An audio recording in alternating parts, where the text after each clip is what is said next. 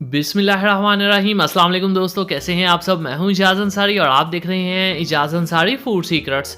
अल्लाह बरकत दे आपके खानों में, आपके रिज़्क में, आपके ज़ायक़ों में। तो मेरे प्यारे दोस्तों, आज मैं आपके लिए प्याज के पकौड़े की परफेक्ट रेसिपी लेके आया हूं और मैं आपको बताऊंगा अक्सर लोगों के पकौड़े जो हैं वो सॉफ्ट क्यों हो जाते हैं, क्रंची क्यों नहीं होते, कौन सी गलतियां वो करते हैं, क्यों कच्चे रह जाते हैं या जल जाते हैं। सभी बातें डिटेल से आज डिस्कस करेंगे। सबसे पहले बिस्मिल्लाहिर्रहमानिर्रहीम।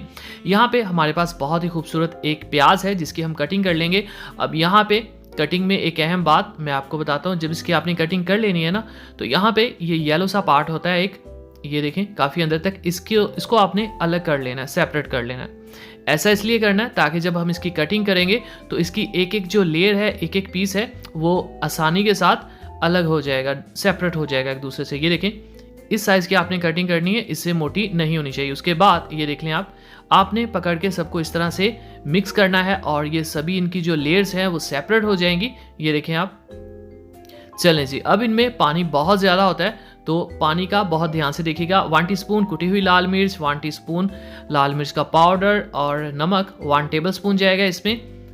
हल्दी 1/2 टीस्पून और ये है हमारे पास खुश्क धनिया साबुत 1 टेबलस्पून। इसको इस तरह से आपने मसल के ऐड करना है, ना साबुत ऐड करना है ना ही कुटा हुआ ऐड करना है, ये बेस्ट फॉर्म होती है। और ये है ज़ीरा 1 टीस्पून। इसको भी इस तरह अच्छी तरह मसल लेंगे हम, इससे इसकी खुशबू बहुत बढ़ जाती है और इसका टेस्ट भी अच्छा लगता है। 1/4 टीस्पून इसमें कलर जाएगा, जर्दा कलर, और ये है अजवाइन 1/4 टीस्पून, खुशबू टेस्ट दोनों चीज़ों के लिए। हरी मिर्चें 3 से 4 छोटी जाएंगी, बारीक कटी हुई, बहुत ज़्यादा विटामिन सी के साथ। और अगली चीज़ है हमारे पास धनिया, एक छोटी प्याली धनिया की, अच्छी तरह धो के धनिया को हमेशा यूज़ किया करें।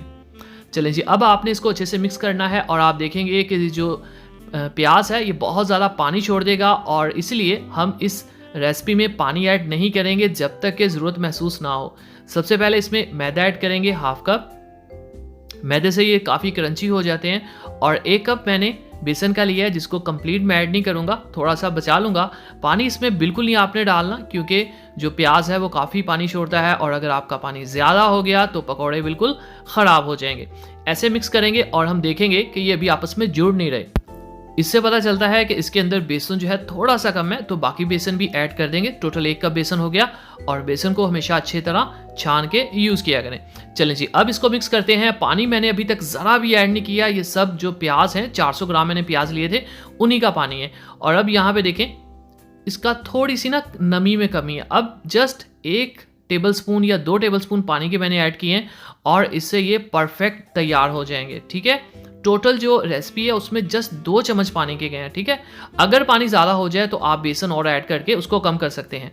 चलें जी, बिस्मिल्लाहिर्रहमानिर्रहीम। प्यारी सी कढ़ाई लेंगे, ऑयल को हम मीडियम आंच पे गर्म कर लेंगे और बहुत ज़्यादा गर्म भी नहीं कर देना कि पकौड़े जो हैं ऊपर से एकदम से जल जाएं और अंदर से कच्चे रह जाएं। जब आपने पकौड़ों को ऐड कर देना है कम्प्लीटली, उसके बाद आपने फ्लेम को लो कर देना ताकि ये अंदर तक पक जाए, अच्छी तरह पकाई हो और इसका पानी जो है वो अच्छी तरह ड्राई हो जाए, जिससे ये बहुत क्रंची, बहुत क्रिस्पी हो जाएंगे। जब आप इसको बाइट करेंगे तो कर्च की आवाज़ आएगी और बहुत ही अच्छा फ्लेवर आएगा। चलें जी, तकरीबन इसको मैंने 8 मिनट 10 मिनट पका लिया है लो फ्लेम के ऊपर और माशाअल्लाह अल्हम्दुलिल्लाह। देखें जी, मेरे अल्लाह की शान, उसकी रहमतें, नेमतें और बरकतें जो दी उसने हमारे हाथों में, हमारे खानों में। चैनल पे नए हैं, चैनल को जरूर सब्सक्राइब कीजिएगा, वीडियो को लाइक और एक प्यारा सा कर दीजिएगा, कमेंट और दीजिए। अब इजाज़त अंसारी को इजाज़त, अगली वीडियो तक अल्लाह हाफिज़।